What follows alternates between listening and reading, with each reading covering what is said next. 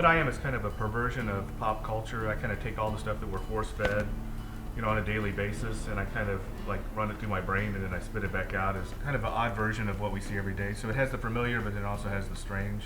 Yeah. But the thing I'm probably actually most known for is for the last 30 years, I've pirated billboards around the country and actually around the world, and I do my own ads that are kind of parodies of the actual ads you would see. So Yeah. I do the billboards that corporations would never actually do.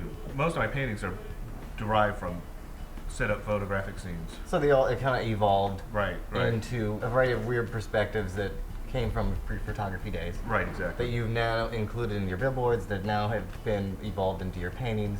You've used Marilyn Monroe's face, you've used Britney Spears, you've used a lot of these really famous people. Now, have you ever had any people sue you? I get cease and desist, but I'm not breaking any laws. The spirit of the law is that if it's a unique piece, or that it's enough, there's enough uniqueness to it that it exists as a separate piece, even though it's derivative of another piece. And you can't really make fun of Disney without drawing Mickey Mouse. It's you have to use the icons to make people understand what you're saying about this corporation or this the band or. So you've always just had cease and desist. So no one's really ever. No, and nobody ever will because they will lose. During Giuliani's administration, I put up one sticker, and I got like 11 charges against me. One secondary felony. Yeah. For putting up one sticker. Then I got busted for putting up posters under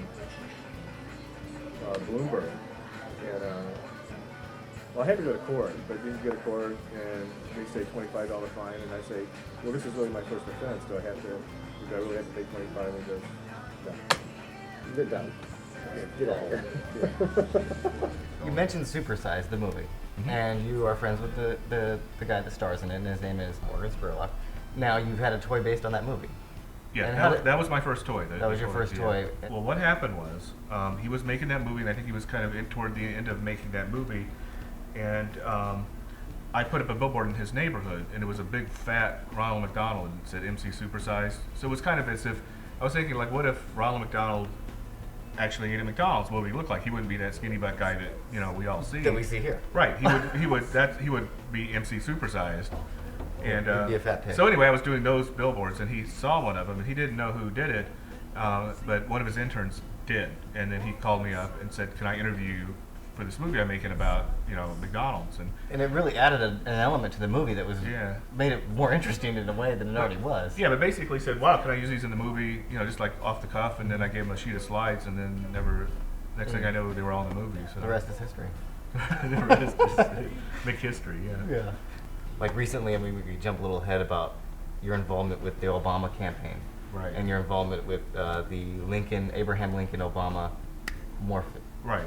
I had the first version painted, and I brought all the artists in from the different studios up here, and none of them could see Obama. And then I was like, well, fuck, I guess I got to give him an afro, or I got to somehow make it so you can see Obama more. Yeah.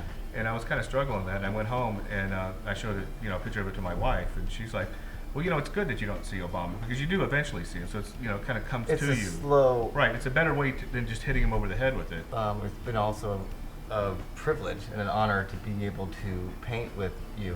I mean, we came out here, and a couple days ago, me, you, and Bigfoot did a giant mural. And everybody's like, "How do you guys work so well together? You guys like just totally integrated." And it was funny. And I was thinking, yeah, we're kind of like jazz musicians. And if you take a jazz musician out of his quintet or whatever and go stick him somewhere else, like within 5 minutes, he's going to be vibing with those guys. Do you know what I mean? Yeah, I mean, it was very easy to work with you.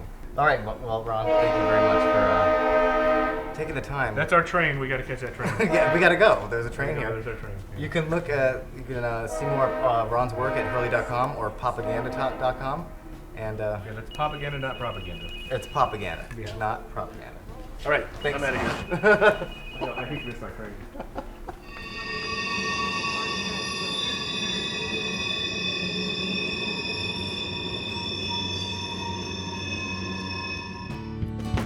But this is his life, this is his sacrifice.